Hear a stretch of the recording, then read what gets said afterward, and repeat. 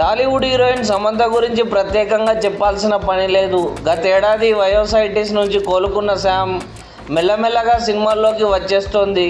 చివరిసారిగా విజయ్ దేవరకొండ సరసన ఖుషీ చిత్రంలో కనిపించింది. మయోసైటిస్ కారణంగా కొన్నాళ్ళు నటనకు దూరమైన సమంత ఇటీవల ప్రస్తుతం ఆమె మా ఇంటి బంగారం పేరుతో కొత్త సినిమాని ప్రకటించారు. అంతేకాకుండా వరుణ్ ధావన్తో కలిసి సిటాడెల్, హనీ బన్నీతో అలరించేందుకు వస్తున్నారు.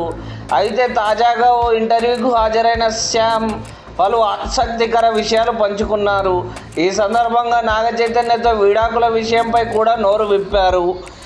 ప్రతి ఒక్కరూ తమ జీవితంలో మార్పు కావాలని కోరుకుంటారని సమంత తెలిపారు.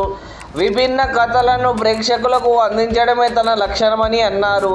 గతం వెనక్కి తిరిగి చూస్తే నాకు ఎలాంటి మార్గం కనిపించలేదని, నా స్నేహితులతో ఇదే విషయంపై చాలాసార్లు చర్చించినట్లు వివరించారు.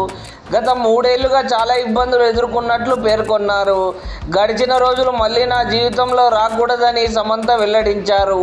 ఆ చీకటి రోజుల నుంచి బయటపడితేనే జీవితంలో విజయం సాధిస్తామని అన్నారు. ఆధ్యాత్మిక చింతన నాలో మంచి మార్పు తీసుకొచ్చిందని తెలిపింది. కాగా నాగ చైతన్య సమంత 2021లో తమ వివాహ బంధానికి గుడ్ బై చెప్పారు. ఏం మాయ చేసావే మూవీతో జంటగా కనిపించిన వీరిద్దరూ 2017లో పెళ్లి చేసుకున్నారు. ఆ తర్వాత మనస్పర్ధలు రావడంతో విడిపోయారు. ప్రస్తుతం వీరిద్దరు తమ కెరీర్తో బిజీగా ఉన్నారు. నాగ చైతన్య ప్రస్తుతం తండేల్ మూవీతో బిజీగా ఉన్నారు.